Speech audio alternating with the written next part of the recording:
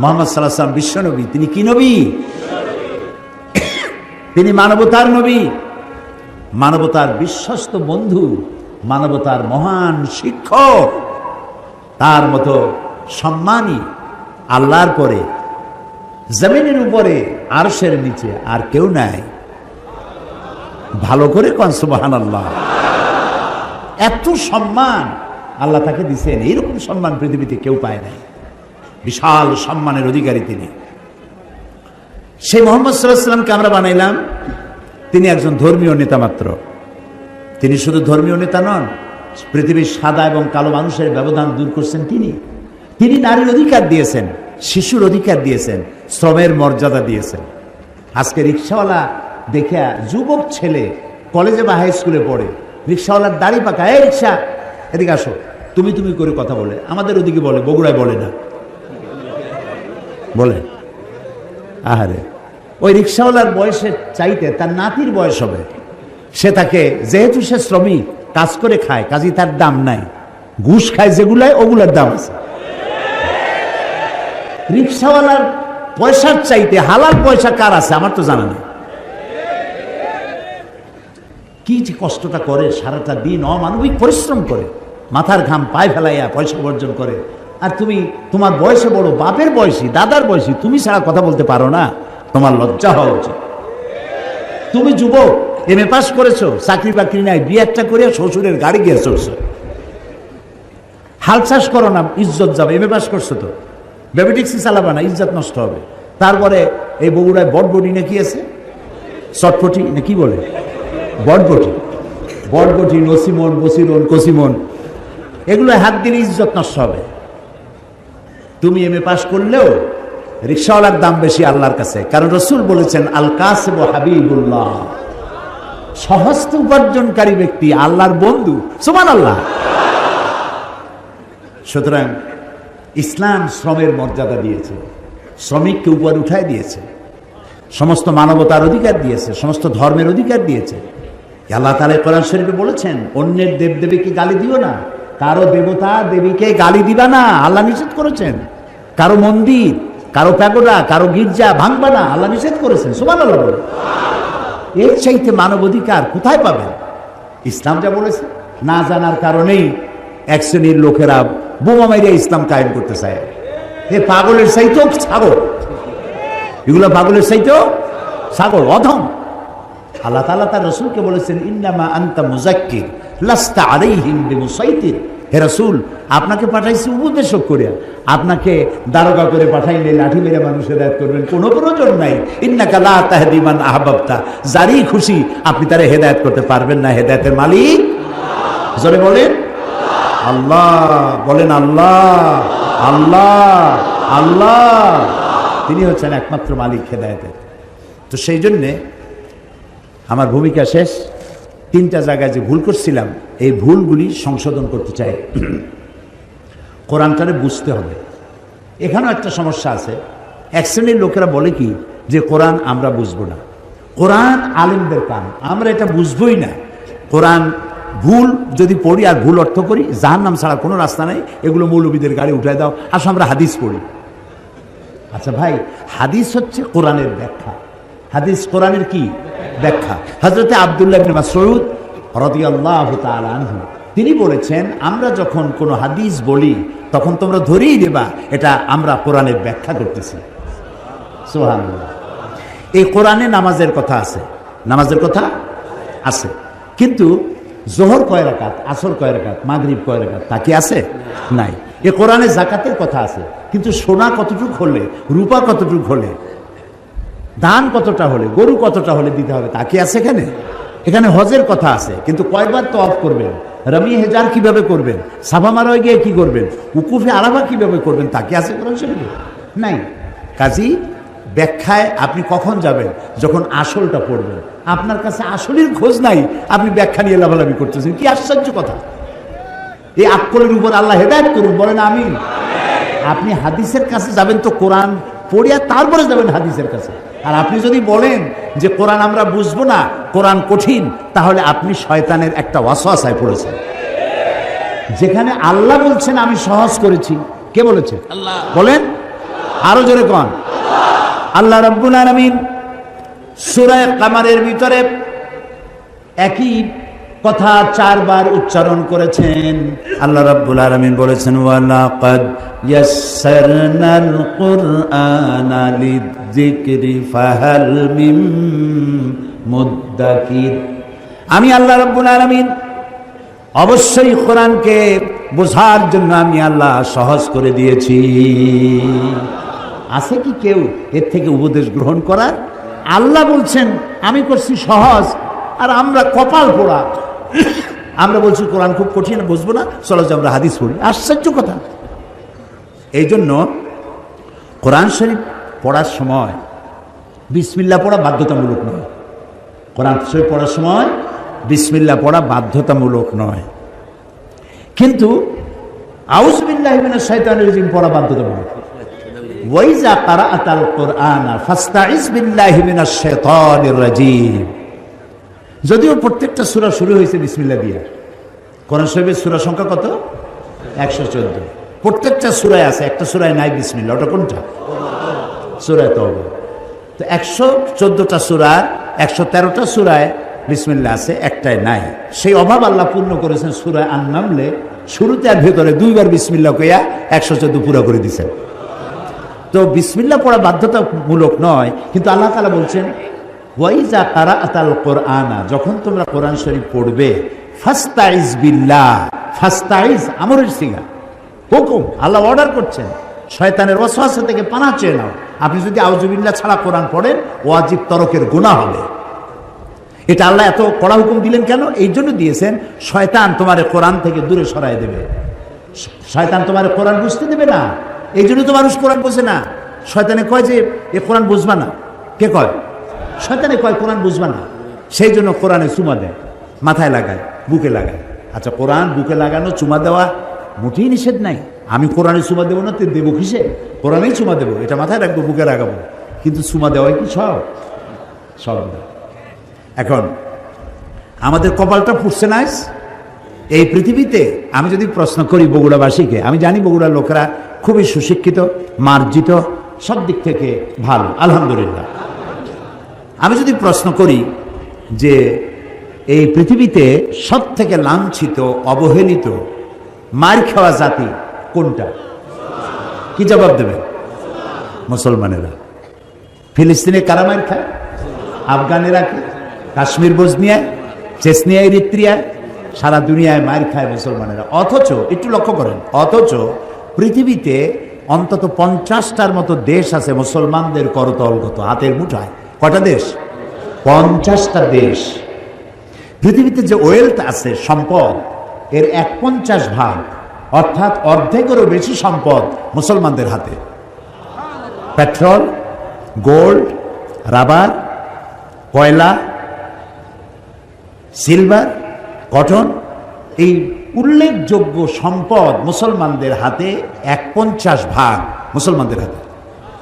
পপুলেশনের দিক থেকে সারা দুনিয়ায় বর্তমান পপুলেশন হচ্ছে 600 কোটি। এই 600 কোটি জনগণের মধ্যে 1/4 অর্থাৎ 150 কোটি হচ্ছে মুসলমান। দেশ হলো 50টা, সম্পদেরও অর্ধেকেরও বেশি আপনার। জনসংখ্যার দিক থেকে আপনি 1/4 পৃথিবী, অথচ আপনি জুতা খাওয়া, লাথি খাওয়া, মার খাওয়া, না খায় থাকা, কষ্ট করা আর স্বাধীনতা হারানো, সব জায়গায় বঞ্চিত, লাঞ্ছিত, অবহেলিত, নির্যাতিত, নিগৃহীত জাতি মুসলমান। এটা কেন? এটা এই জন্য যে আমাদের কাছে কোরআন আছে, সেই জন্য আমরা আমাদের ইজ্জত হারাইছি। হ্যাঁ, দেখেন আল্লাহ কি বলেন। শুরু হচ্ছে তাফসীর। শয়তানের ওয়াসওয়াসা থেকে পানাহ চেয়ে নেন, আল্লাহর হুকুম মাফিক। ইল্লা তাযকিরাতান লিমান ইয়াখশা তানযীলাম মিম্মান খালাকাল আরদা ওয়াস সামাওয়াতিল উলা। সুবহানাল্লাহ, কি মজার কোরআন। আহারে জাতি, যেই জাতির আল্লাহ বানালেন শ্রেষ্ঠ জাতি, সেই জাতি আজ নিকৃষ্ট জাতিতে পরিণত হয়ে গেছে। আল্লাহ তাআলা বলছেন, তাহা, হে নবী, মা আনজালনা আলাইকাল কুরআনা লিতাশকা, এই কোরআন আমি এই জন্য নাজিল করি নাই যে আপনার কষ্ট হবে। সুবহানাল্লাহ। বলেন সুবহানাল্লাহ। এই কোরআন এর জন্য নাজিল করি নাই যে আপনি কষ্ট পাবেন। এটা কি? ইল্লা তাযকিরা, এটা একটা নসিহত, এটা একটু উপদেশ। লিমান ইয়াখশা, যারা আল্লাহকে ভয় করে, যারা আল্লাহকে ভয় করে চলে তাদের জন্য নসিহত। আর এই নসিহত যারা মানবে তাদের কপাল খুলে যাবে। তো কপাল যদি আজ আমার পুড়ে থাকে তাহলে কোরআন ছেড়েছি তাই কপাল পুড়েছে। এই পোড়া কপালকে জোড়া লাগাতে চান? পোড়া কপাল জোড়া লাগাতে চান? কারা কারা চান দেখি তো, পোড়া কপাল জোড়া লাগাইতে চান? আলহামদুলিল্লাহ, আলহামদুলিল্লাহ, হাত নামান। আলহামদুলিল্লাহ। আমরা আমাদের পোড়া কপাল যদি জোড়া লাগাতে চাই তাহলে সুপার গ্লু মাখলেই হবে নাকি? সুপার গ্লুতে কাজ হবে না। আল্লাহ রাব্বুল আলামিন বলেছেন, আমি ইন্নাল্লাহা লা ইউগাইয়িরু মা বিকাওমিন হাত্তা ইউগাইয়িরু মা বিআনফুসিহিম, আমি কোন জাতির ভাগ্যকে পরিবর্তন করি না যতক্ষণ পর্যন্ত সেই জাতি নিজের ভাগ্যই নিজেরা পরিবর্তনের জন্য সচেষ্ট হয়। তোমরা যদি তোমাদের ভাগ্যকে পরিবর্তনের জন্য সচেষ্ট হও তাহলে আমি তোমাদেরকে ভাগ্য পরিবর্তন করে দেব। এটার নাম পরশ পাথর। এটার নাম কি? পরশ পাথর। আল্লামা আলতাফ হোসেন হালি তিনি বলছেন, নবী করিম সাল্লাল্লাহু আলাইহি ওয়াসাল্লাম একটি অধঃপতিত সমাজকে কি করে চরিত্রবান বানানো যায়, কিভাবে ভালো বানানো যাবে, যেই জাতি চুরি করে, ডাকাতি করে, জিনা করে, ব্যভিচার করে, মানুষের মর্যাদা যেই জাতির ভিতরে নাই, এই জাতির ভাগ্য কেমনে ভালো হবে।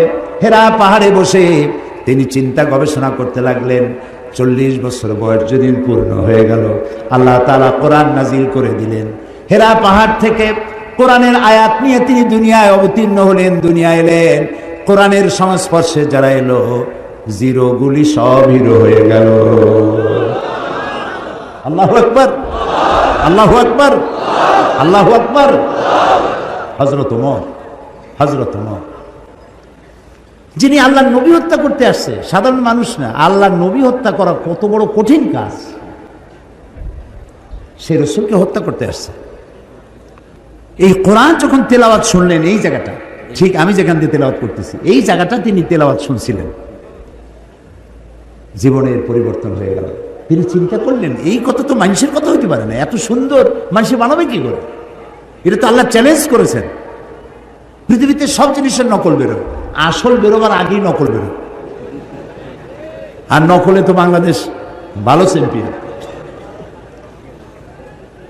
পৃথিবীতে সব জিনিসের নকল আছে না? কিন্তু কয়েকটা জিনিসের নকল নেই। তার মধ্যে একটা হচ্ছে কোরআন। সুবহানাল্লাহ। পারবে না? আল্লাহ রাব্বুল আলামিন বলেছেন, তামাম পৃথিবীর সমস্ত মানুষ আর জিন সব যদি একত্রিত হয়ে যদি প্রচেষ্টা চালাও, পরস্পরকে সহযোগিতা যদি করো, এই কোরআনের মতো করে একখানা কোরআন বানাইতে পারবে না। আল্লাহ তাআলা আরো বলেছেন, যদি পারো তো কোরআনের মতো একখানা কোরআন বানাও। এই চ্যালেঞ্জ কেউ কবুল করতে পারলো না। আল্লাহ পাক তার চ্যালেঞ্জকে আরো একটু সহজ করে দিয়ে বললেন, 10টা সূরা বানাও। তাও কেউ পারলো না। আল্লাহ এই পরীক্ষা আরো সহজ করে বললেন, ইন কুনতুম ফি রাইবিম মিম্মা নাযালনা আলা আবদিনা ফাআতু বিসূরাতিন মিন মিথলি। আমার বান্দার উপরে আমি যে কোরআন নাজিল করেছি, যদি তোমাদের সন্দেহ হয় তাহলে কোরআনের মতো করে ছোট্ট একটি সূরার মতো করে একটা সূরা বানাও। আল্লাহ তাআলা বলেন, ফাইন লাম তাফআলু ওয়া লান তাফআলু ফাত্তাকুন নার আল্লাতী ওয়াকুদুহান নাস ওয়াল হিজারা। আল্লাহ তাআলা বলছেন, পারবা না এবং কখনোই পারবা না। তো দুনিয়ায় সব জিনিস নকল হয়েছে, কোরআনের নকল আজও হয় নাই, ভবিষ্যতেও হবে না। ইনজিল নাজিল করেছেন কে? আল্লাহ তাআলা। জাবুরকে নাজিল করেছেন, তাওরাতকে নাজিল করেছেন। আল্লাহ কি বলছেন, ইনজিল আমি হেফাজত করব, তাওরাত আমি হেফাজত করব, জাবুর আমি হেফাজত করব? বলেন নাই। কেন বলেন নাই? কারণ বলার দরকার নাই। ও শরীয়ত তো আল্লাহ মোকাম্মল করেন নাই। আরো কিতাব আসবে, সেই কিতাবখানার নাম কোরআন। এইটা নাজিল হবে। এইটা নাজিল করে আর নবী আসবে না। লা নবিয়্যা বা'দি ওয়া লা রাসূলা। আল্লাহর নবী রাসূলুল্লাহ সাল্লাল্লাহু আলাইহি ওয়াসাল্লামের পর আর কোনো নবী রাসূল আসবে না, নবীও আসবে না, রাসূলও আসবে না। আর আল্লাহর পক্ষ থেকে একটি শব্দ পৃথিবীর মানুষের জন্য আর আসবে না। আর যে আসবে না, সেই জন্য আল্লাহ তাআলা এটা হেফাজতের দায়িত্ব নিলেন। আল্লাহ রাব্বুল আলামিন বলেন, ইন্না নাহনু নাযালনা যিকরা ওয়া ইন্না লাহু লাহাফিজুন। কোরআন নাযিল করেছি আমি আল্লাহ, আর এর সংরক্ষণের সবটুকুন দায়িত্ব আমি আল্লাহ গ্রহণ করেছি। প্রিয় ভাই সব, কোরআনের কথা বলতে বলতে আমি তো শেষ করতে পারবো না। জীবনে বয়স তো কম হলো না, 70-এর কাছাকাছি চলে এলো।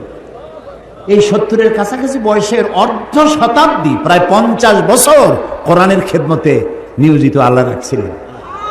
দেশে বিদেশে পৃথিবীর 5টি মহাদেশের অন্তত 50টিরও বেশি দেশে কোরআন নিয়ে দৌড়াইছি, ছুটে বেড়াইছি। এ কোরআন শুনে পর্যন্ত যারা মুসলমান হলেন আল্লাহর গোলামের হাতে, তাদের সংখ্যা 600-র কাছাকাছি হয়ে গেছে। এই কোরআন শেষ করতে পারবেন না আপনি। দুনিয়ার কোনো মুফাসসির বলতে পারবে না আমি যে তাফসির করলাম আর লাগবে না, this is the final and last, এরপরে আর লাগবে না। কেউ বলতেও পারে না, কেউ লিখতেও পারে না। কারণ আল্লাহ তাআলা অন্যত্র বলেছেন, সূরা কাহফে বলেছেন, قُلْ لَوْ كَانَ الْبَحْرُ مِدَادًا لِكَلِمَاتِ رَبِّي لَنَفِدَ الْبَحْرُ قَبْلَ أَن تَنفَدَ كَلِمَاتُ رَبِّي وَلَوْ جِئْنَا بِمِثْلِهِ مَدَدًا। হে নবী, আপনি বলুন, তাম পৃথিবীর সমস্ত সমুদ্র মহাসমুদ্রের পানি যদি কালি হয়ে যায়, আর সেই কালিগুলি যদি দিয়া আমার রবের কালামের ব্যাখ্যা লেখা যদি শুরু হয়ে যায়, লিখতে লিখতে সমস্ত পানিগুলি শেষ হয়ে যাবে, আমার রবের কালিমার ব্যাখ্যা লেখা শেষ হবে না। এক মহাসমুদ্র। আমি খুব খুশি হয়েছি। আমি তো দেখতেছি মাহফিল, প্রথম দিনের দৃশ্য। আপনারা যারা আসছেন, আমার মনে হয় 5 অতিরিক্ত 10% দাড়ি পাকা, অতিরিক্ত বেশি 90% আপ, ওভার 90% যুবক দিয়ে ভরা মাহফিল। সুবহানাল্লাহ। আমি যুবকদেরকে সালাম করি, আমি যুবকদেরকে সালাম করছি। তোমরা আমাদের ভবিষ্যৎ, তোমরা আমাদের অ্যাসেট, তোমরা আমাদের মেরুদণ্ড। মেরুদণ্ড যদি সোজা থাকে মানুষটা সোজা হয়ে হাঁটতে পারে, মেরুদণ্ড বাঁকা হয়ে গেলে মানুষটা সোজা হয়ে হাঁটতে পারে না। জাতির ব্যাকবোন হচ্ছে ইয়াং জেনারেশন। নষ্ট হয়ে গেল সিনেমা, নাটক, গান, ওপেন কনসার্ট, নষ্ট হয়ে গেল। আরে অথচ এরাই হতো শাহজালাল, এরাই হতো শাহ মাকদুম, এরাই হতো খান জাহান আলী, এরাই হতো শহীদ তিতুমির, এরাই হতো হাজী শরিয়তুল্লাহ। আহারে কপাল খারাপ। কি সুন্দর সোনার টুকরা ছেলে, গান বাজনা নাচ, রাস্তায় হাঁটে আর ঢোলে, এদিক লাফায় ওদিক লাফায়। জিজ্ঞেস করলাম ওরম করে কেন, এর কি কোনো মানসিক প্রতিবন্ধী নেই? কয় না হুজুর, কোমরের মধ্যে ওয়াকম্যান আছে। ওয়াকম্যান কি? কয়ে ওর মধ্যে গান বাজে আর কানের মধ্যে ঢুকানো আছে, রাস্তায় গানের তালে তালে হাঁটে। রিক্সার তলে পড়ে না ট্যাক্সির তলে পড়ে, দিশা নেই, খালি শুনতেছে। ওই যুবকের দোষ না তো? ওই যুবকের যদি দোষ থাকবে তাহলে সিনেমায় ঠিয়া ও তাফসিরের মাহফিলে আসছে কেন? ও তাফসিরের মাহফিলে আসছে যুবকের গায়ে মুসলমান মায়ের রক্ত, ওর গায়ে মুসলমান পিতার রক্ত। ও তাফসির ছাড়া যাবে কই? সুবহানাল্লাহ। যেখানেই থাকুক ঘরের ছেলে ঘরে ফিরে এসেছে। আলহামদুলিল্লাহ, আলহামদুলিল্লাহ। সবাই বলেন আলহামদুলিল্লাহ। যুবকদের বেশি করে কোরআন পড়া দরকার, কোরআন বোঝা দরকার। কিন্তু তা পড়তে দেওয়া হয় না, বুঝতে দেওয়া হয় না। ওরা তো যুবক মানুষ, বোঝে না। গল্পের বই কেনে, নাটক, উপন্যাস। এই নাটক, উপন্যাস, গল্পের বই, ওতে আছে কি? একটু পড়ো, তুমি তোমার বিবেককে জিজ্ঞেস করো। যত বড় লেখক, আমি নাম নেব না কোনো লেখকের, বহুত বড় বড় লেখক আছে, তাদের লেখা নভেল, নাটক ইত্যাদি, এত বড় বড় বই, রচনাবলী, এগুলো পড়ে। ওর মধ্যে আছে কি? রাজার মেয়ের সাথে কোতোয়ালের ছেলের প্রেম হলো। সেই প্রেম ক্রমান্বয়ে গভীর থেকে গভীরতর। তারপরে SMS করলো। এরপর বিশ্ব ভালোবাসা দিবসে রমনা বটমূলে দেখা হলো। তারপরে কি হলো? তারপরে কি হলো? তারপরে সব শেষ হলো। একটা রোমান্স, একটা রোমান্স। পয়সা খরচ করে যে বইটা পড়লা, কি শিখলে? 250-300 টাকা দিয়া প্রিয় লেখকের লেখা বই কিনছো, আহারে কিচ্ছু পাও নাই, কিচ্ছু নাই। 0 + 0 + 0 + 0 ফ্রম বগুড়া টু গাবতলী, কিচ্ছু নেই। আর কোরআন শরীফ পড়ো, প্রত্যেকটা লাইন তোমাকে সোনার টুকরা বানায় দেবে। আহারে কোরআন শরীফ। হযরত ওমর বলেন, জাহালাতের সময় আল্লাহর নবীকে লাঞ্ছিত করার জন্য আমি হারাম শরীফে প্রবেশ করলাম। আমি দেখতে পেলাম তিনি নামাজ পড়ছেন। মনে মনে ভাবলাম, নামাজের সময় কিছু করব না, নামাজটা শেষ হয়ে যায়। রাসূল নামাজের মধ্যে তেলাওয়াত করতেছিলেন, শব্দ করে আওয়াজ করে তেলাওয়াত করতেছিলেন। আমি পেছনে দাঁড়ানো, নামাজ শেষ হলেই টর্চার করব।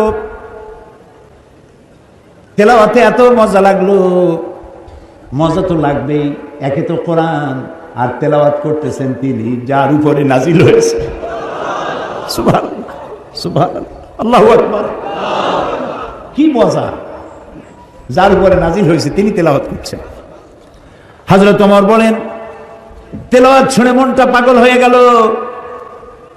মনে মনে ভাবলাম, মুহাম্মদ সাল্লাল্লাহু আলাইহি সাল্লাম তো জীবনে কোনো কবির সাথে চলাফেরা করেন নাই। নিশ্চয়ই কোনো জিন তাকে, রাতের বেলায় কোনো জিন তাকে শিখায় দিয়েছে, নইলে মিলায় মিলায় কিভাবে বলে, এটা বোধহয় কোনো জিনের কথা হবে। হযরত ওমর বলেন, আমি যখন মনে মনে ভাবলাম এটা কোনো জিনের কথা, রাসূল তখন নামাজের ভিতরে তেলাওয়াত করলেন, ইন্নাহু লাকাউলু রাসূলিন কারীম। এটা হচ্ছে এক মহান বার্তাবাহকের বর্ণনা। হযরত ওমর ভাবলেন, আমি তো মনে করছিলাম জেনের কথা, তো জেনের কথা যদি না হয় তাহলে এটা মুহাম্মদ সাল্লাল্লাহু আলাইহি ওয়াসাল্লাম তলে তলে কবি হয়ে গেছে। দেখেন না কোরআন শরীফের মিল কি, প্রত্যেকটা আয়াতের সাথে অপূর্ব মিল। সুবহানাল্লাহ।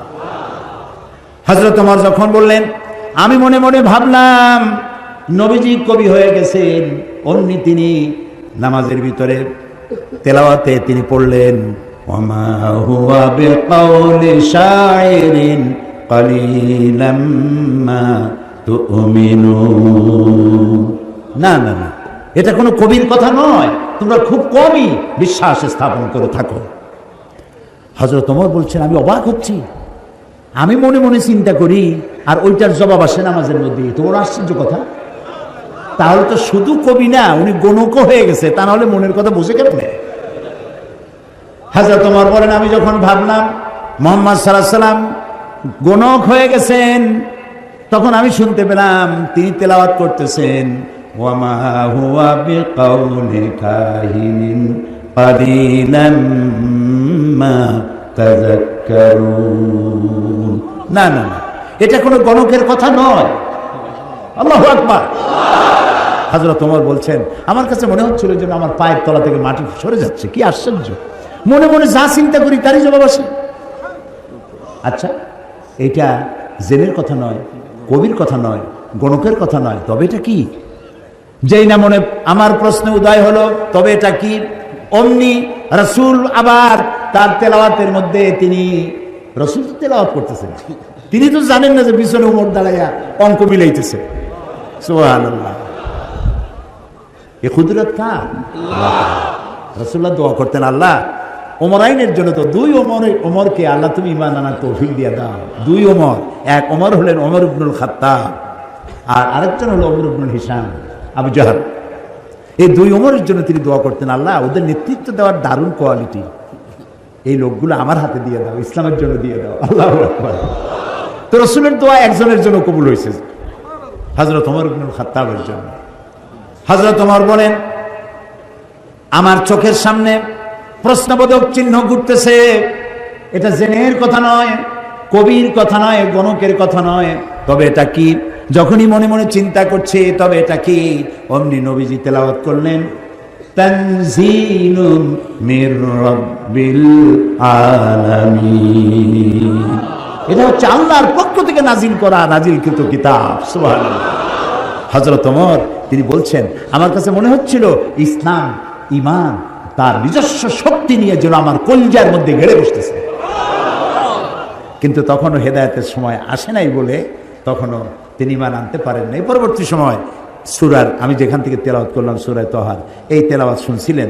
আর তারপরে তিনি যে তরবারি দিয়ে রসুলকে হত্যা করতে গিয়েছিলেন, এগুলো আপনাদের জানা আছে, সেদিকে যেতে চাই না। তরবারি ভালাই দিয়া লা ইলাহা ইল্লাল্লাহু মুহাম্মাদুর রাসূলুল্লাহ, ঈমান নসিব হয়ে গেল। তো এই কোরআন জিরোকে কি বানাই দিল? বলেন, হিরো বানাই দিল। আর কোরআনের সাথে যারাই বেয়াদবি অতীতে করেছে, বর্তমানে করে, ভবিষ্যতে করবে, সে যত বড় হিরো হোক আল্লাহ তারে জিরো বানাই দিল।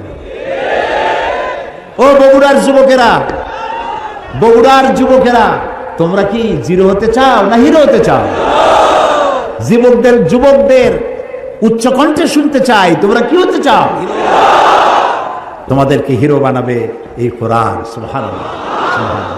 কোরআন একখান কিতাব, বিশাল বিপ্লব করেছে, রিভলিউশন, ইনকিলাব করেছে একখানা কিতাব। যারা চুরি করতো, ডাকাতি করতো, যৌন চাহিদা মেটাবার জন্য একটা মেয়ে লোক দরকার।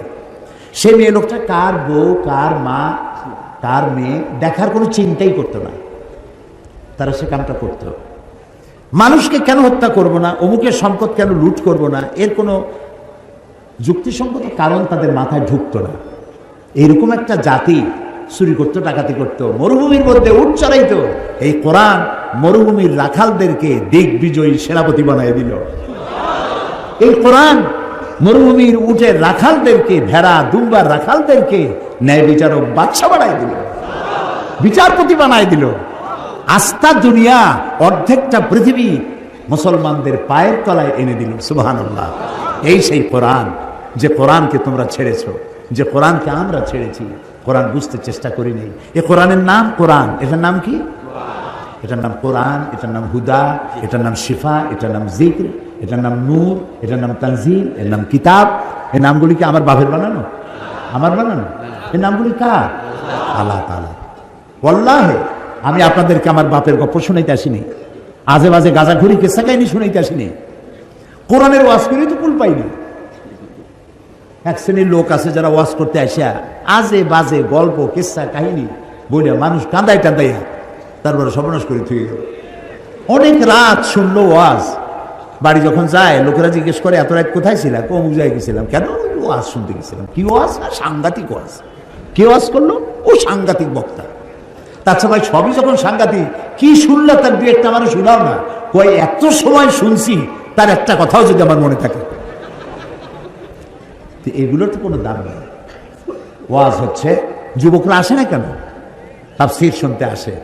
সাধারণ ওয়াজ মাহফিলে, মিলাদ মাহফিল যারা করে যাইতে চায় না, কারণ ওখানে নাই কিছু সারবত্তা। একদিন নবী মুস্তাফায় রাস্তা দিয়ে হাইটে যায়, হরিণ একটা বাধা ছিল গাছেরই তলায়, সাল্লাল্লাহু আলা মুহাম্মদ। আচ্ছা, কোথায় পাইছেন? আছে কোথাও নবীর জীবনে এরকম ঘটনা কোথাও হয়েছে? নবীর নামে, রসুলের নামে আন্দাজে বানাইয়া কান্দার ভান করে মানুষ কান্দাইয়া তারপরে সর্বনাশ করে থুয়ে গেল। আর ইয়াং জেনারেশন যারা বিজ্ঞান পড়ে, যারা ইতিহাস পড়ে, ভূগোল পড়ে, যারা ইন্টারনেট দেখে, ওয়েবসাইট দেখে, কম্পিউটার ব্রাউজিং জানে, তারা কম্পিউটার, ইন্টারনেট, ইমেল, ওয়েবসাইট, এই জগতের মানুষ তারা যখন এইসব কেসা কাহিনী শুনে তা কয় যে এ তো আদম আলাইহিস সালামের যুগের কথা কয়, এগুলো শুনে আমাদের লাভ নেই। ওরা মনে করে ইসলাম মানে সেকেলে, ইসলাম মানে হচ্ছে এই মধ্যযুগীয় ব্যাপার স্যাপার, এর মধ্যে কিছু নেই। কিছু আছে কিনা কালকে শোনাবো ইনশাআল্লাহ। এর মধ্যে কোন বিজ্ঞান চাও? কি চাও তোমরা? কি শুনতে চাও? তিবিয়ানান লিকুল্লি শাই, সব কিছু আল্লাহর মধ্যে বলে রেখেছেন। ইতিহাস আছে 30 মধ্যে আছে কি? একটু কৌতূহল হলো না জানার জন্য? আহারে কপাল। ডিসি সাহেবের কোর্ট থেকে, এসপির অফিস থেকে, অথবা জজ কোর্ট থেকে একটা চিঠি যদি আপনার নামে আসে ইংরেজি ভাষা, সেই চিঠিটার অর্থ আপনি জানেন না, ভাষাটা জানেন না, ইংরেজি জানেন না। এখন ওই চিঠি বোঝার জন্য আপনার কি কোনো পেরেশানি হবে নাকি হবে না? পেরেশানি হবে। এটা কি দুদকের চিঠি নাকি? এটা কি আমাকে গ্রেফতার করার চিঠি? এটা কি আমার সম্পদ সব এই কি জানি কয় নিলাম করে নেওয়ার চিঠি? জানার জন্য ছুটবেন, ভালো ইংরেজি জানে কে। যতক্ষণ পর্যন্ত চিঠির মর্ম না বুঝবেন ততক্ষণ পর্যন্ত আপনার পেরেশানি দূর হবে না। এ কথা কি মিথ্যা না সত্য? তো একটা ডিসি অফিসের সামান্য একটা চিঠি এসপির অফিসের একটা সামান্য চিঠি, কোর্টের দুদকের একটা চিঠি বোঝার জন্য এত পেরেশানি হয়, অত বড় আকাশটার মালিক, জমিনের মালিক, আমার মালিক একখানা চিঠি দিয়েছেন নাম কোরআন শরীফ, এইটা জানার জন্য আগ্রহ সৃষ্টি হলো না, পেরেশানি হলো না।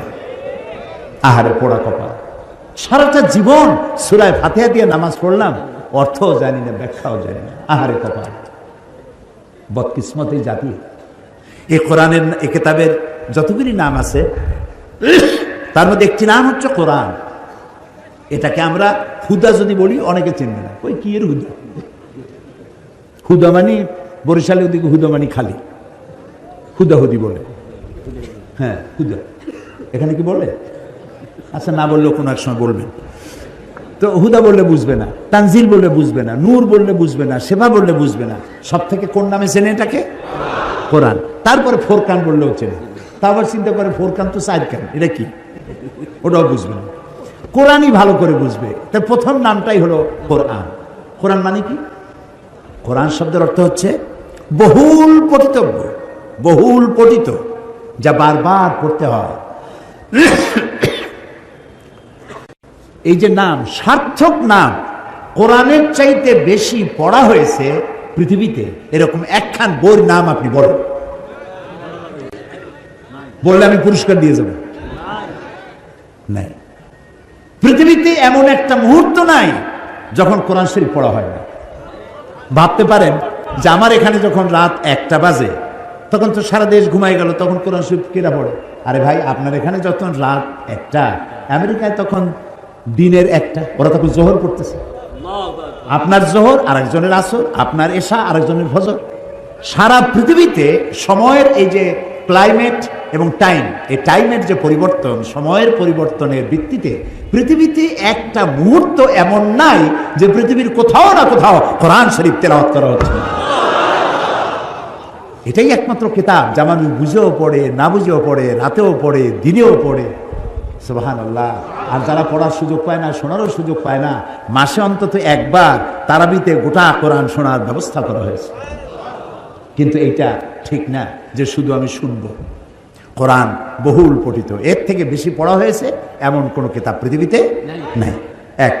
2 নম্বরে এর নাম হলো কিতাব। এর নাম কি? কিতাব। কিতাব মানে লেখা, কিতাবাত করা, লেখা। কোরআনের চাইতে বেশি লেখা হয়েছে, কোরআনের চাইতে বেশি প্রিন্টেড হয়েছে, ছাপা হয়েছে। এরকম একখানা বইয়ের নাম কি বলতে পারবেন? নাই। পৃথিবীর সর্বাধিক প্রিন্টেড, সর্বাধিক ছাপা লেখা হয়েছে যে কিতাব, তার নাম কোরআন শরীফ।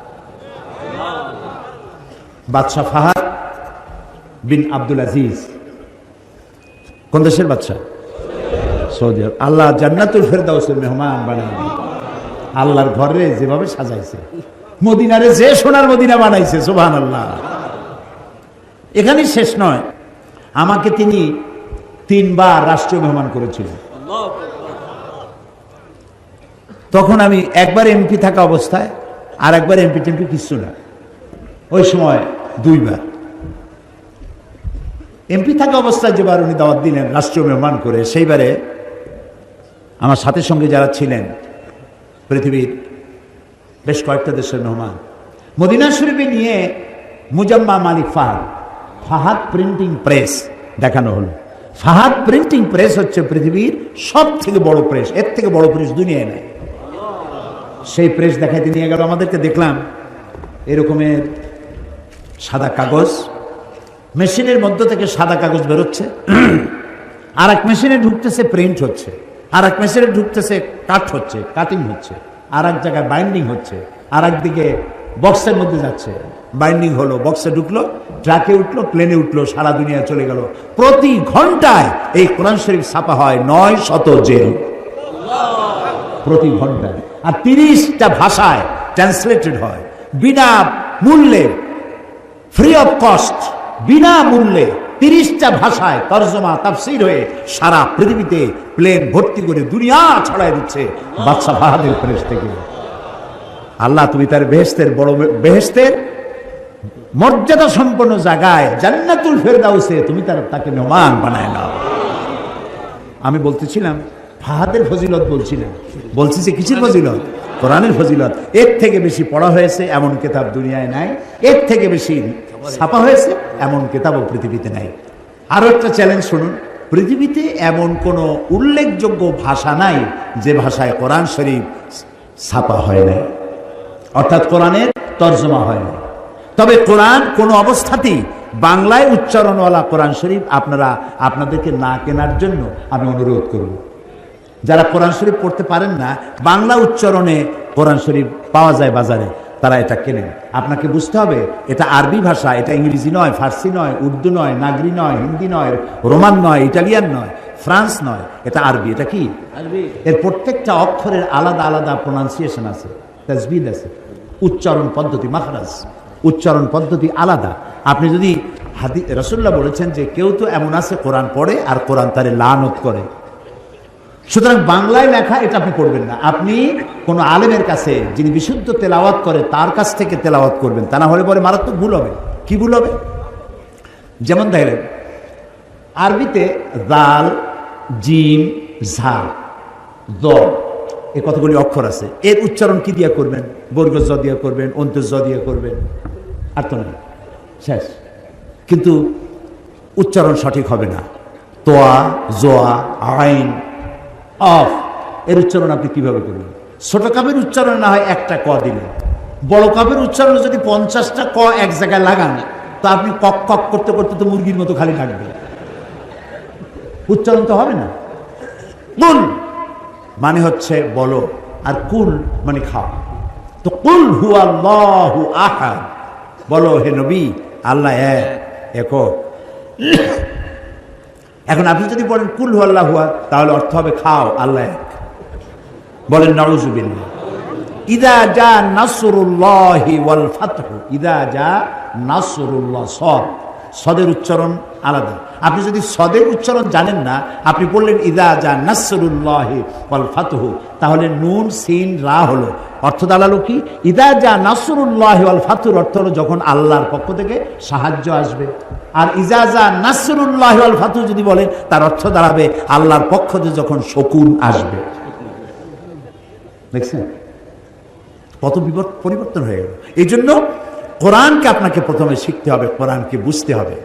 আল্লাহর নবী বলেছেন, এই কোরআনকে আমি যখন জেন সম্প্রদায়ের সামনে আমি যখন কোরআনে কারীমকে তেলাওয়াত করেছি, ফাকালু ইন্না সামি'না কুরআনান আজাবা, জেন সম্প্রদায়ের সামনে আমি যখন তেলাওয়াত করেছি, আমার মুখে তেলাওয়াত শুনে তারা বলেছে আমরা এক আজব ধরনের, আশ্চর্য ধরনের কিতাব শুনেছি।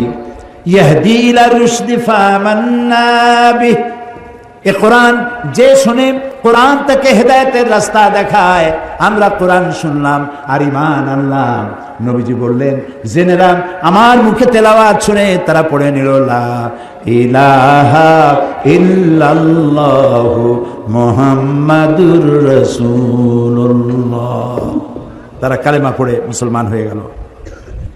কোরআন এসেছিল আমাদের কপাল খোলার জন্য, আমাদের কষ্ট দূর করার জন্য, কিন্তু কষ্ট ক্রমান্বয়ে আমাদের বাড়তেছে, ঠিক না? ওষুধ খাই, ডাক্তার ডায়াগনোসিস ঠিকই করেছেন, ডাক্তার প্রেসক্রাইবও করেছেন ঠিক, কিন্তু আমি ওষুধ কিনে খাইলাম, আমার রোগ ভালো হলো না, দোষটা কার? নিশ্চয়ই আমি ওষুধও খাচ্ছি, কুপথ্যও খাচ্ছি, আর খাবার নিয়ম কানুন মেনে চলছি না। ডাক্তার যা নিষেধ করেছেন সেগুলোও খাই, ওষুধও খাই, রোগ কি ভালো হবে? বলেন রোগ ভালো হবে? হতে পারে না।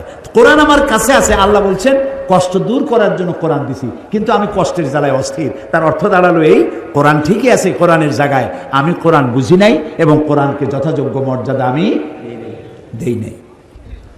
আল্লাহর নবী বলেন ইন্নাল্লাযী লাইসা ফি জাওফিহি শাইউম মিনাল কুরআনি কাল বাইতিল খারিব, আল্লাহর নবী বলেন যেই দেহের ভিতরে কোরআন নাই, ওই দেহটা একটা ছাড়া বাড়ির মতো, ফেলে দেওয়া বাড়ির মতো। ফেলে দেওয়া বাড়িতে কি বলে? যে বাড়িতে মানুষ থাকে না, বগুড়া কি বলে? বিরান বাড়ি। বিরান, বিরান উর্দু শব্দ। হ্যাঁ, অপযোগী না, অনুপযোগী না, মানে মানুষ নেই, শুধু একটা বাড়ি আছে কিন্তু বাড়িতে লোক নাই জন্য। আচ্ছা, রাসূলুল্লাহ কি বলছেন একটু লক্ষ্য করে। রাসূল বলছেন যে দেহের মধ্যে, যে সিনার মধ্যে কোরআন নাই, ওইটা একটা বিরান বাড়ির মতো। বিরান বাড়িতে মানুষ না থাকলে কি থাকে? না না, ভূত থাকে না। ভূত বলে কিছু নাই, ভয় পাবেন না খালি করে। আপনারা কি ভূতকে ভয় পান? ভূত বলে কিছু নাই দুনিয়া, বিশ্বাস করে ভূত নাই। যে বাড়িতে মানুষ নাই সেখানে জিন থাকে, শয়তান থাকে, আর থাকে সাপ, বিচ্ছু, তেলাপোকা, উইপোকা, বিজাবি, ইঁদুর, বাঁদর, এইসব থাকে। এখন রাসূলের কথা শোনেন, যেই দেহের ভিতরে কোরআন নাই সেটা হলো ওই বিরান বাড়ির মতো। বিরান বাড়িতে যা থাকে, যে দেহে কোরআন নাই সেখানে তাই থাকে। এর ব্যাখ্যা যদি দিতে যাই তাহলে অনেক কথা আসবে। ব্যাখ্যা কম দেই, বোঝেন বেশি, তাহলে কাজে লাগবে। ছেলেটারে এখন কিন্তু ছেলেপেলেরা কোরআন শরীফ পড়ার সময় পায় না। এই যে দাড়ি পাকা যত লোক আছে, আমার মতো দাড়ি পাকা লোক যারা আছে, আপনারা বলেন, আপনাদের ছোটবেলায় এমন কোন মুসলমানের বাড়ি কি ছিল যেখানে ফজরের পরে কোরআনের তেলাওয়াত শোনা যায় নাই? এমন কোন বাড়ি নেই। প্রত্যেক বাড়িতে কোরআন তেলাওয়াত হতো ফজরের পরে, সুবহানাল্লাহ বলেন। এখন কি আপনি 100 বাড়ি পাবেন যেখান থেকে সকালবেলায় কোরআনের আওয়াজ আসবে? নাই। কোরআনের আওয়াজ পাবেন কি করে? রাত 12টা, 1টা, 2টা পর্যন্ত ডিশের ঠেলায় অস্থির, কত রকমের ছবি, নানান ধরনের। এই ছবিগুলো দেখতে দেখতে রাত 2:30, 3টা হয়ে গেল। এরপরে ফজরের নামাজ নাই, ফজরে ঘুম, উঠলু গিয়া বেলা 9টার সময়। আর ওই যে বাচ্চা ছেলেটা কি বুদ্ধি করেছে, কারাই বুদ্ধি দিছে আল্লাহই জানে। কিন্ডারগার্টেন স্কুল যত আছে, নার্সারি গ্রুপের ছেলে, প্লে গ্রুপের ছেলে, সব বাচ্চাগুলার ক্লাস হলো 7টার সময়। মা তারে উঠায়, বাচ্চা কান্দে, উঠতে চায় না, জোর করে পাঠায় দেয়, ব্যাগ একটা ঘাড়ে ঝুলাই দেয়। বাচ্চার গায়ে ওজন যত, তার থেকে বইয়ের ওজন বেশি। চলে গেল স্কুলে, কানতে কানতে গেছে, ঘুম নষ্ট হয়েছে। বড় ছেলেদের ক্লাস শুরু হয় 11টায়, আর ছোট বাচ্চাদের ক্লাস শুরু হয় 7টায়। আমি জানি না এটা কি চিন্তা করে তারা করছে, তবে বুঝতে পারি কোরআন শিক্ষার পথ নাই, কোরআন শিক্ষার পথ নাই। এরপরে বলা হচ্ছে, এখন নতুন করে বলা হচ্ছে যে ক্লাস 8 পর্যন্ত ধর্ম শিক্ষা, এটা অপশনাল, ঐচ্ছিক। আমি বলতে চাই, হিন্দু হন, খ্রিস্টান হন, বৌদ্ধ হন, মুসলমান হন, ধর্মীয় শিক্ষা বাচ্চা অবস্থা থেকে বাধ্যতামূলক করুন। ক্লাস 8 পড়বে যে বাচ্চা, তার বয়স কত বলেন আন্দাজ করে? 12, 13, 14 বছরের ছেলে 14 বছর বয়স পর্যন্ত আলিফ জাওরা বাজাবার বা পড়ে নাই, লা ইলাহা ইল্লাল্লাহ পড়ে নাই, নবীও চেনে না, সাহাবীও চেনে না। 8 বছর ক্লাস 8-এ 12-14 বছরের সময় আপনি তাকে কায়দা দেবেন, নাম পড়া দেবেন, সে পড়বে না, বেকায়দা হয়ে যাবে, ওই কায়দার কাম করবে না। তখন তার কোনো গরজ হবে না আলিফ জাওরা বাজাবার পড়ার। আহারে, তা আপনার কলিজার টুকরা সন্তান কোরআন থেকে বঞ্চিত, আপনার মেয়ে কোরআন শরীফ থেকে বঞ্চিত, আপনার বাচ্চা কোরআন থেকে বঞ্চিত, আপনি নিজেও বঞ্চিত। শুধু একটা মাস আমরা বেছে নিয়েছি। আমার এই কথা বলতে গিয়ে আমার হৃদয়ে রক্তক্ষরণ হচ্ছে। আমরা একটা মাস বেছে নিয়েছি, রমজানের মাস, কোরআন পড়ি, জুলে জুলে কোরআন পড়ি, সকলে কোরআন শরীফ পড়ে। আর রোজার পরে বন্ধু বান্ধব নিয়ে বসে, ভাই আমার পুত্রবধূ 7 খতম, আমার মেয়ে 9 খতম, আমার স্ত্রী 13 খতম, আর আমি এমনিতেই খতম। আচ্ছা, কোরআন শরীফ কি খতম করার জন্য আসছে? একটা হাদিস আমার দেখান, একটা হাদিস শোনান, একটা হাদিস শোনান। কোরআন শরীফ খতম করার জন্য নাজিল হয়েছে, কোরআন শরীফ বোঝার জন্য নাজিল হয়েছে। সুবহানাল্লাহ।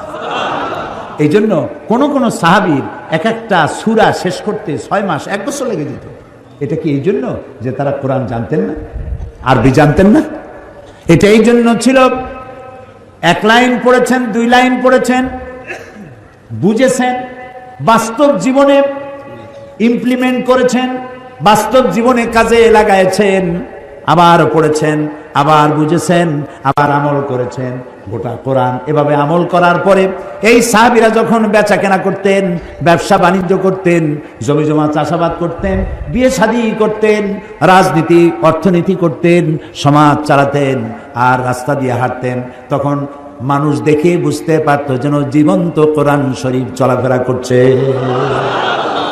কোরআন জীবিত হয়ে হাঁটতেছে। এই জন্য হযরত আয়েশা সিদ্দিকা রাদিয়াল্লাহু তাআলা আনহা, আমাদের মা জননী, তারা কি প্রশ্ন করা হয়েছে, মা রসুলের চরিত্র কেমন, তার আখলাক কেমন? হযরত আয়েশা বলছেন, কোরআন পড়ো নাই তোমরা? কোরআন তো পড়ছি। আরে কোরআন পড়ছো তো রসুলের আখলাক জানতে আমার কাছে কেন এসেছো? যেটা কোরআন সেটাই রসুল। সুবহানাল্লাহ, যেটা কোরআন সেটাই রসুল। রসুলের 23 বছরের জীবন আর 30 পারা কোরআনের ভিতরে কোনো পার্থক্য নাই। 23 বছরের নবুয়তের জীবন, 30 পারা কোরআন সেম, মুদ্রার এপিঠ আর ওপিঠ। সুবহানাল্লাহ, সুবহানাল্লাহ। নবী করিম সাল্লাল্লাহু আলাইহি সাল্লাম এই কোরআনকে রেখে গেলেন আমাদের কাছে আর বললেন, মান ক্বালা বিহি সাদাকা। এই কোরআন যে এই কোরআন দিয়ে যে কথা বলে সেই সত্য কথা বলে। সুবহানাল্লাহ। কোরআন দিয়ে যে কথা বলে সেই কি কথা বলে? কারণ হলো আল্লাহর নবী বলেছেন, আল্লাহ তাআলা নিজেই বলেছেন, ওয়া মান আসদাকু মিনাল্লাহি কিলা। আমার চাইতে সত্যবাদী আর কে হতে পারে? আল্লাহর চাইতে সত্যবাদী কে আছে? কোন নাম কোন আছে কেউ? কোরআন দিয়ে যে রাসূল বলছেন, কোরআন দিয়ে যে কথা বলে সে সত্য কথা বলে। সুবহানাল্লাহ। তো যিনি বক্তৃতা করতেছেন, কোরআনের কোনো দলিল নাই, হাদিসের কোনো রেফারেন্স নাই, খালি বক্তৃতা করতেছে আর জনগণ বলতেছে, আমার ভাই, তোমার ভাই, অমুক ভাই, তমুক ভাই, ফুলের মতো পবিত্র, নামাজ পড়ে না একক। তো এটা হইল কি? এটা কোনো কাম হইল? কাজে আপনাকে যিনি বক্তৃতা শোনাচ্ছেন তিনি কোরআন জানেন কিনা, হাদিস জানেন কিনা? ওনার তো নিজেরই চোখ নাই, আপনাকে রাস্তা দেখাবে কেন? ও নিজে তো অন্ধ, 2 চোখ কানা। আমি বলি না, আল্লাহ বলছেন। কে বলছে? আল্লাহ। বলেন না। আল্লাহ রাব্বুল আলামিন বলেন, লা তা'মাল আবসার ওয়ালাকিন তা'মাল কুলুবুল্লাতী ফিস সুদূর। এদের বাইরের চোখ নষ্ট হয় নাই, এদের ভিতরের চোখগুলি বিনষ্ট হয়ে গেছে, অন্ধ হয়ে গেছে। বাইরের চোখ ঠিক আছে কিন্তু ভিতরের চোখ নাই। সেই জন্য বলে, there is no god, unseen is nothing. যা দেখি না তা কিছুই না, আল্লাহ নাই। নাউযুবিল্লাহি মিন যালিক। সেই জন্য কোরআন দিয়ে যারা কথা বলে তাদের কথা শোনো। সুবহানাল্লাহ। আল্লাহ তাআলা আল্লাহ রাসূল বলছেন, মান ক্বালা বিহি সাদাকা ওয়া মান আমিলা বিহি উজরা। আরে হচ্ছে এমন এক কিতাব, যে ব্যক্তি পড়বে আর বুঝবে আর আমল করবে তাকে পুরস্কৃত করা হবে ফিদ দুনিয়া ওয়াল আখিরা। এখানেও পুরস্কার পাবা, আখিরাতেও পুরস্কার পাবা। কে বলছেন? রাসূল, আমাদের রাসূল। কে বলছেন? দুনিয়ায় কি পুরস্কার পাইবা? আল্লাহ তাআলা বলেছেন, ফামান তাবিআ হুদায়া ফালা খাউফুন আলাইহিম ওয়ালা হুম ইয়াহজানুন। এই কোরআনের হেদায়েত যারা মেনে চলবে তাদের কোনো ভয় নাই, তাদের কোনো চিন্তাও নাই। আমার আল্লাহ গ্যারান্টি দিয়েছে, কোনো ভয় নাই। কিসের ভয় নাই? কোরআন যদি তোমরা মানো। শুনতেছেন আমার কথা? একটু কান খুলে শোনেন। এই কোরআন যদি মানো তোমাদের কোনো ভয় নেই। কিসের ভয় নেই? কোরআন যদি মেনে চলো তাহলে চুরি হবে না, ডাকাতি হবে না, জেনা হবে না, ব্যভিচার হবে না, ধর্ষণ হবে না, হত্যা হবে না, লুট হবে না, মারামারি হবে না, সাম্প্রদায়িক সম্প্রীতি বিনষ্ট হবে না। ভয় নাই। ওয়ালা হুম ইয়াহজানুন। তোমাদের কোনো চিন্তাও থাকবে না। মানুষেরা চিন্তা করে কিসে?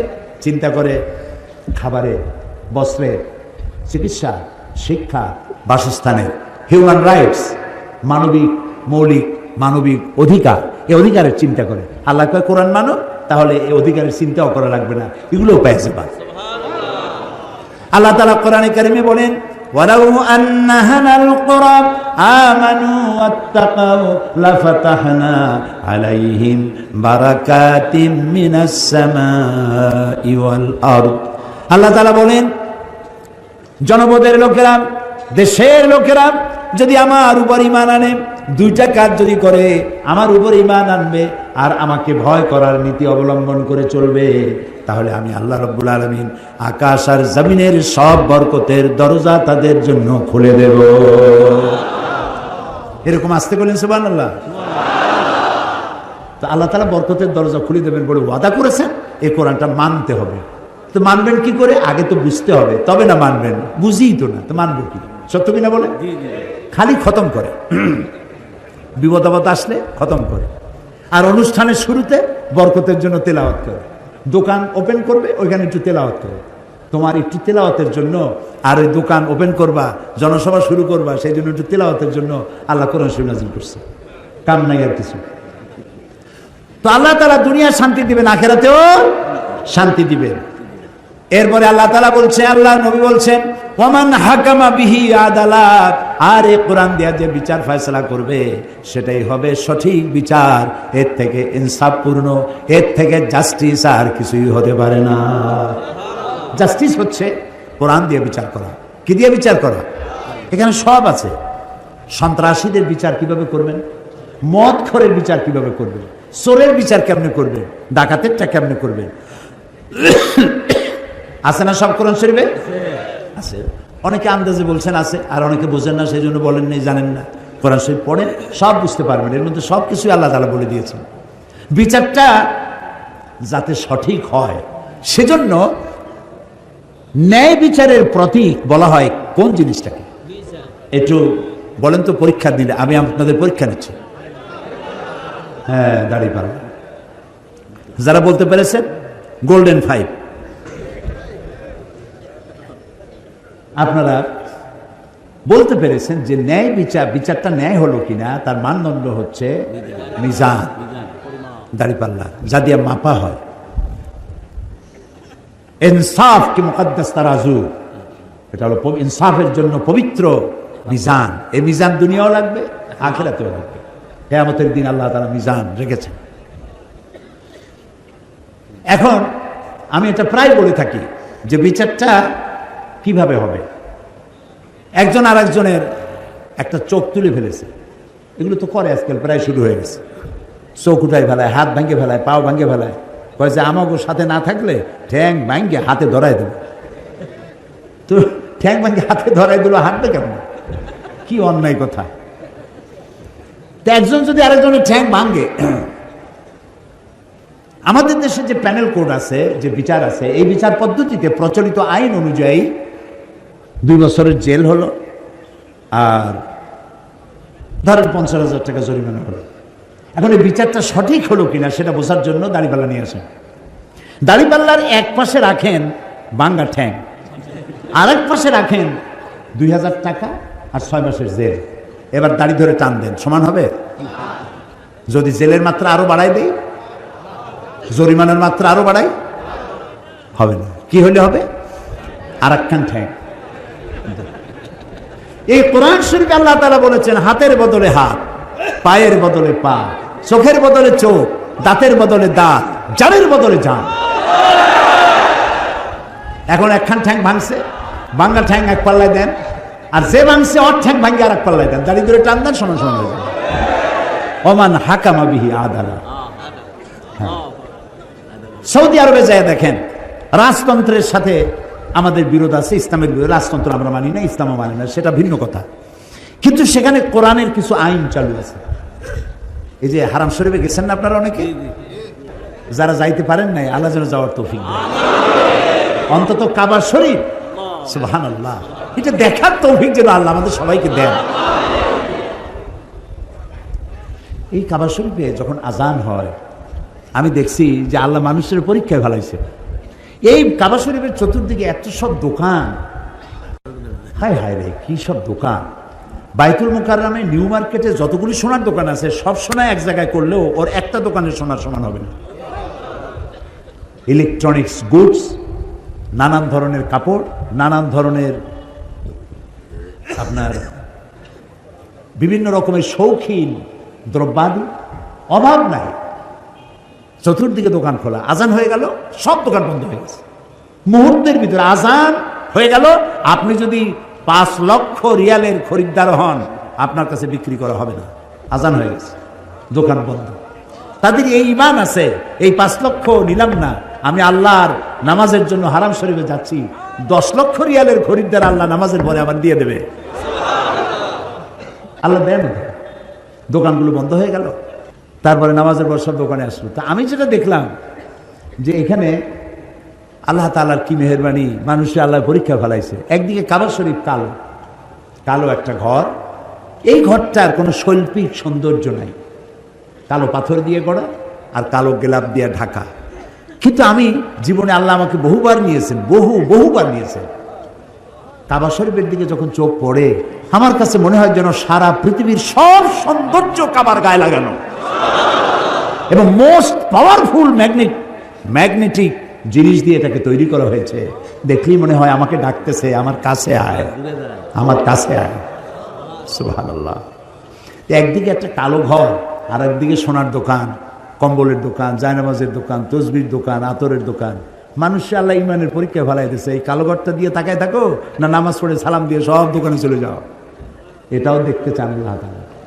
বহু লোক আছে যারা নামাজ পড়ে, এখানে অনবরত 120টা রহমত নাজিল হয়। কয়টা? 120টা রহমত অহরহ নাজিল হচ্ছে, কিয়ামত পর্যন্ত হতে থাকবে।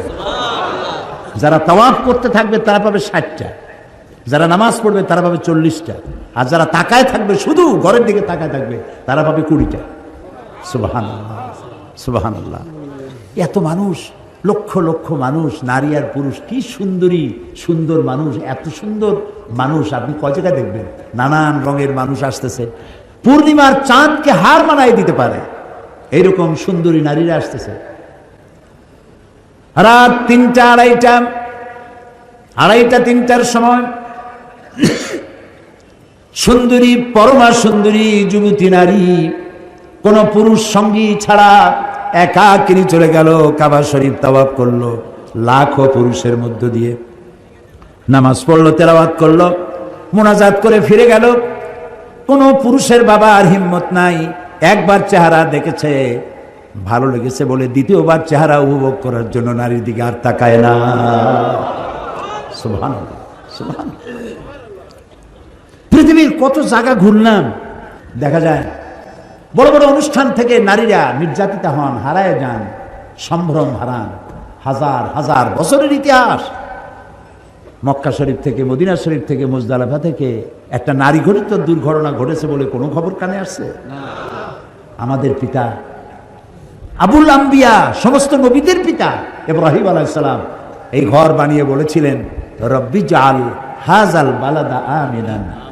আল্লাহ তাআলা, আয় আমার রব, তুমি এই ঘরটাকে, এই শহরটাকে নিরাপত্তার শহর বানিয়ে দাও, নিরাপত্তার শহর বানাও। দোয়া কি কবুল হয়েছিল? হ্যাঁ, কবুল হয়ে সাথে সাথে আল্লাহ তাআলা বলেছেন, ওমান দাখালাহু কানা আমিনান, যেই ঢুকবে তারই নিরাপত্তা দেবে। এই নিরাপত্তার শহর পৃথিবীতে আর কোথাও নেই। জাতিসংঘের 50 বছর পূর্তি উপলক্ষে ইয়াসির আরাফাত গিয়েছিল জাতিসংঘে, কমনওয়েলথ।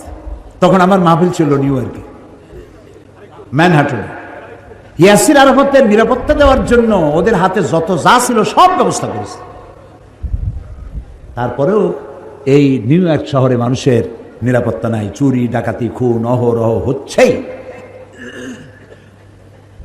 আমেরিকার 52টা স্টেটের মধ্যে শুধুমাত্র নিউ ইয়র্ক সিটিতে 24 ঘন্টায় যে অপরাধ হয়, সৌদি আরবে সারা বছরও তা হয় না। এই কোরআনের আইনের কয়েকটা আইন মানে, সব এখনো মানে না, মানে ইমপ্লিমেন্ট এখনো হয়নি। কিন্তু কোরআনের যে কয়টা আইন চালু করেছে তার বরকতে অপরাধ প্রবণতা পৃথিবীতে সবচাইতে কম সৌদি আরবে। সুবহানাল্লাহ। এই কোরআন শুধু তেলাওয়াতের জন্য আসে নাই। আমরা যদি আমাদের এই দেশটাকে নিরাপত্তাপূর্ণ বানাতে চাই, সত্যি আমরা যদি এই দেশটাকে নিরাপত্তাপূর্ণ দেশে বানাতে চাই, প্রিয় ভাই, সব কথা শুধু বলতে ইচ্ছা করে। আমার এই দেশটা বড় সুন্দর দেশ, বড় সুন্দর, অমিত সম্ভাবনাময় দেশ। কি নাই আমার?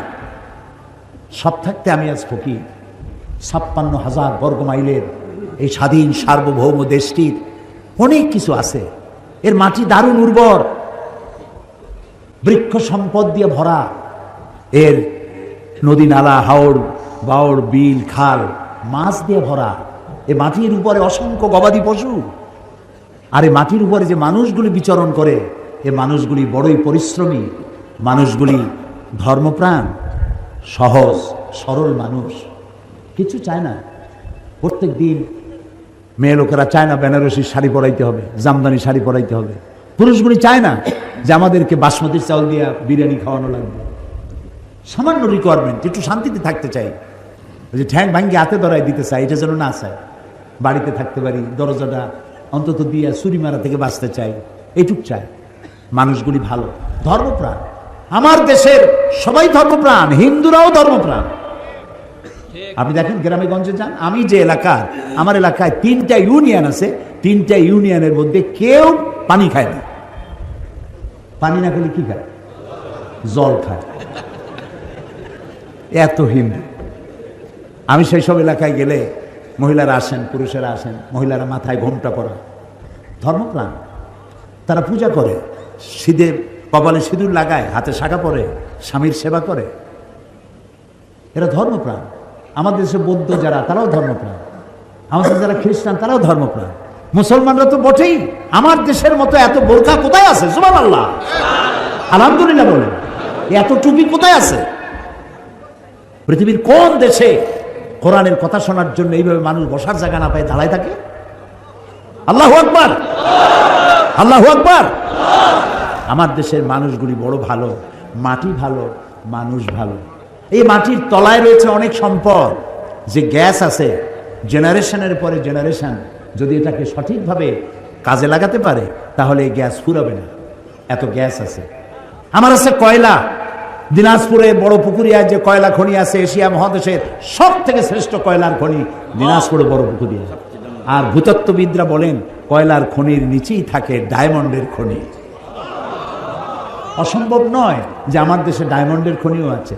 আমাদের সামুদ্রিক যে বিশাল এরিয়া, সেই এরিয়ার মধ্যে রয়েছে পেট্রোল। আমার ইমান মজবুত নাই বলে আমাদের প্রতিবেশীদের নজর পড়েছে সেদিকে। তারা খুঁজে নিতে চায়, আমার সমুদ্রের মাছ নিতে চায়, আমার পেট্রোল নিতে চায়। গরিব বিধবা নারীর তার যেমন কোনো উপদেশের অভাব থাকে না, চতুর্দিক দিয়ে খালি উপদেশ দিতেই থাকে। এ দেশটাও যেন ওইরকম কেউ কেউ মনে করে।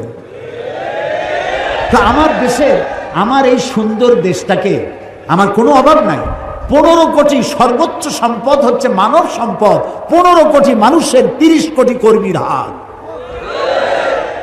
যদি দেশপ্রেম, ভালোবাসা দেশের প্রতি থাকে, কমিটেড যদি হয়, আর যদি কোরআন বুঝে আর কোরআন অনুযায়ী যদি জীবন চালায়, এর থেকে সুন্দর দেশ আর হবে না।